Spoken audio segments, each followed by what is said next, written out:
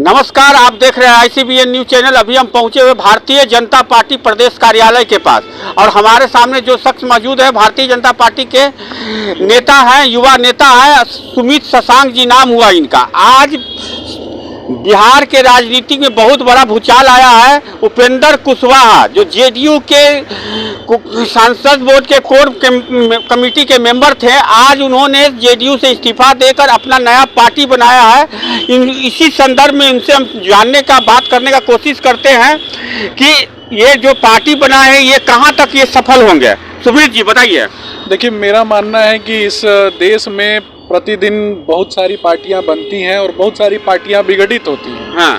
तो यह JDU के लिए एक बड़ा झटका हो सकता है और निश्चय ही आपने देखा होगा कि जिस प्रकार से JDU जो है वो विघटित हो रही है, तो यह आने वाले भविष्य में इस बात को दर्शाता है कि किस प्रकार से जो राष्ट्र विरोधी ताकतें हैं, जो भारतीय जनता पार्टी की जो विरोधी ताकतें हैं, वो किस प्रकार से विघटित हो रही हैं और कहीं ना कहीं भारतीय जनता पार्टी के पक्ष में जिस प्रकार से जनमानस की उम्मीद है और देश भर के लोगों की उम्मीद है।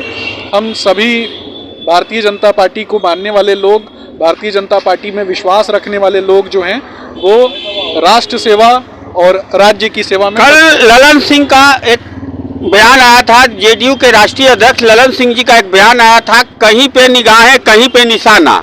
वो उपेंद्र कुशवाहा के ऊपर बोले। उनका साफ कहना है कि कहीं पे निगाहें कहीं पे निशाना। ये बात जो है कहीं ना कहीं BJP पर जाकर अटकती है। उनको शंका है कि BJP से वो कहीं ना कहीं गठजोड़ करने वाले हैं। आपको क्या लग रहा है, BJP से उनका कनेक्टिविटी है क्या? देखिए, किसी भी दल का हमारे दल के साथ आना या न आना, यह दो बातों पर निर्भर करता है। यह उस दल के ऊपर निर्भर करता है और हमारे राष्ट्रीय नेतृत्व पर निर्भर करता है। अच्छा। तो इस विषय पर हमारा राष्ट्रीय नेतृत्व तय करता है। परंतु इन सब से अलग मैं आपको एक बात बताऊंगा कि हमारे भारतीय जनता पार्टी में पूरे देश में 17 करोड़ से भी ज़्यादा कार्यकर्ता हैं। लगभग 20 से 21 करोड़ कार्यकर्ता भारतीय जनता पार्टी में हैं और ये सभी कार्यकर्ता जो हैं, और इनमें आम जनमानस का विश्वास है। आम जनमानस जो है, भारत की जो आम जनमानस है, वह देश के यशस्वी प्रधानमंत्री आदरणीय श्री नरेंद्र मोदी जी के पदचिन्हों पर चलने वाली है और चल रही है। हम सभी देश के यशस्वी प्रधानमंत्री आदरणीय श्री नरेंद्र मोदी जी के नेतृत्व में सबके साथ सबके विकास की बात करते हैं। गरीब, पिछड़े, मजदूर अथवा ऐसे लोग जो कहीं ना कहीं जो उपेक्षा से ग्रसित थे, ऐसे सभी लोगों को आगे बढ़ाने का अगर कोई कार्य कर रहा है तो वो जो है वो हमारी भारतीय जनता पार्टी कर रही है और हमारे देश का यशस्वी नेतृत्व आदरणीय प्रधानमंत्री नरेंद्र मोदी जी के नेतृत्व में कर रहा है। कल मांझी जी का भी प्रेस कॉन्फ्रेंस था। जीतन मांझी ने भी बोला, साफ तौर पर ये कह दिया कि उनका बेटा संतोष मांझी मुख्यमंत्री के चेहरे के दावेदार हैं, वो पढ़े लिखे हैं। कहीं आपको नहीं लग रहा है कि महागठबंधन में मुख्यमंत्री के चेहरा को लेकर घमासान अंदर अंदर चल रहा है? आपको क्या इसी कारण से तो कहीं ना कहीं कुशवाहा जी अपना पार्टी को छोड़कर अपना नया पार्टी बनाए? देखिए, आज बहुत सारी ऐसी पार्टियां हैं जो सिर्फ 4 लोगों के आगे पीछे केंद्रित होती हैं। बहुत सारे ऐसे दल भी बन चुके हैं जो 4 लोगों के आगे पीछे केंद्रित होते हैं और वंशवाद की राजनीति करते हैं। अगर किसी व्यक्ति ने अपने पुत्र के विषय में बोला है तो यह निश्चय ही वंशवाद की तरफ ले जाता है।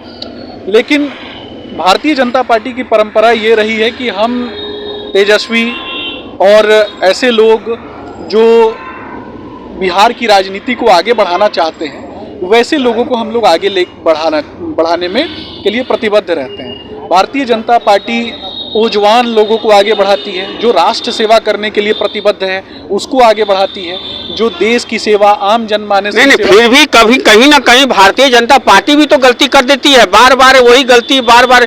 आखिर क्या कारण है कि भारतीय जनता पार्टी अपने दम खम से खुद का नेतृत्व करने वाला कोई नेता अभी तक नहीं चुन पाया।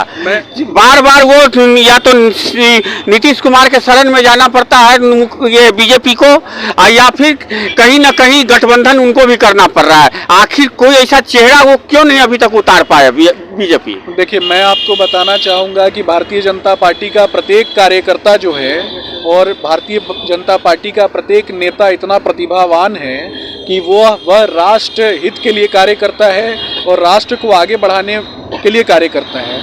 हम हमेशा असामाजिक तत्वों से दूर रहने के लिए प्रतिबद्ध हैं और राष्ट्र के निर्माण के लिए अगर कोई व्यक्ति आगे बढ़ता है तो उसके पीछे हम सभी खड़े रहते हैं। भारतीय जनता पार्टी का नेतृत्व आज आपने देखा होगा कि नहीं, नेतृत्व बहुत स्ट्रांग है। सब मानते हैं कि भारतीय जनता पार्टी का नेतृत्व बहुत स्ट्रांग है, फिर भी कहीं ना कहीं इलेक्शन के समय में, चुनावी माहौल के समय में कहीं ना कहीं किसी या तो जेडीयू के साथ गठबंधन कर लेता है या फिर कोई ऐसा पार्टी के साथ गठबंधन करके वो चुनाव ले। इंडिविजुअल अपना कभी अब नहीं, जैसे यूपी में भारतीय जनता पार्टी अपने दम पर वो पूरी के पूरे सीट लाया, ऐसा बिहार में आखिर क्यों नहीं हो पा रहा है? देखिए, गठबंधन जो है वह केंद्रीय नेतृत्व पर निर्भर करता है कि किसके साथ गठबंधन करना है और नहीं करना है। परंतु मैं आपको यह बोलूँगा कि भारतीय जनता पार्टी आज पहले से कई हद तक सजग हुई है और भारतीय जनता पार्टी का नेतृत्व जो है वो कई तरीके से आज जनमानस का जो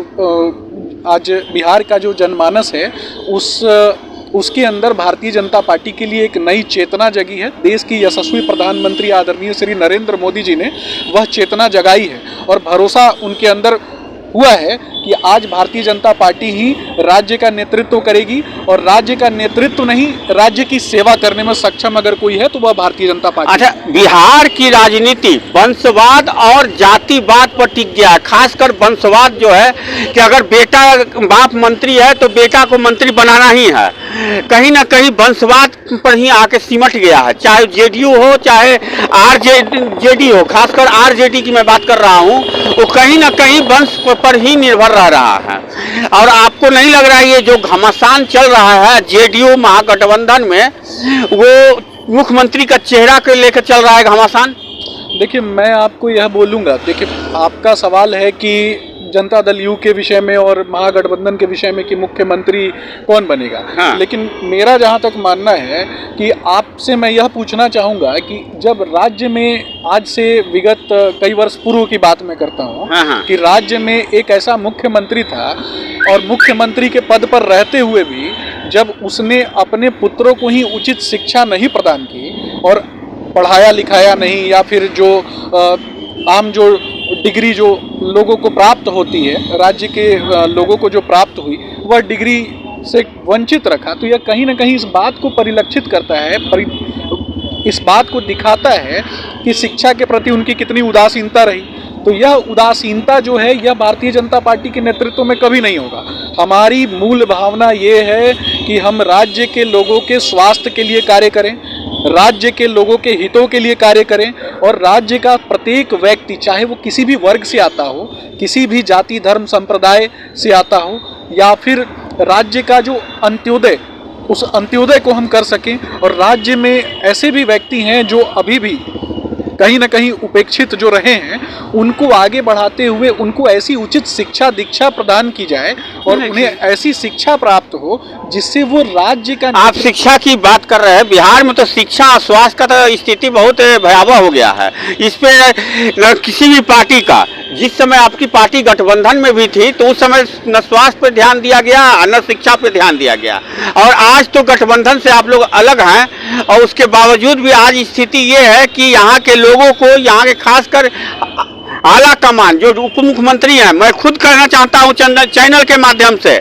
मैं चैनल के माध्यम से खुद ये कहना चाहता हूँ कि जिस प्रदेश के डिप्टी सीएम हो, उस प्रदेश के उनके पिताजी को अगर किडनी का इलाज कराने के लिए सिंगापुर जाना पड़ता है तो ये बिहार के दुर्भाग्य है। स्वास्थ्य विभाग, स्वास्थ्य के ऊपर सबसे बड़ा दुर्भाग्य होगा कि आज बिहार की स्वास्थ्य जो स्थिति ये है कि जो नेतृत्व कर रहे हैं उनके पिता जाके सिंगापुर में किडनी का ऑपरेशन कराते हैं, फिर भी उन लोगों को ये आंख नहीं खुल रहा है कि बिहार की स्वास्थ्य व्यवस्था कैसी है, शिक्षा व्यवस्था कैसी है। वो लोग ये नहीं कर रहे हैं बल्कि जातिवाद और उसके बाद धर्म के नाम पर आपसी मतभेद कर रहे हैं।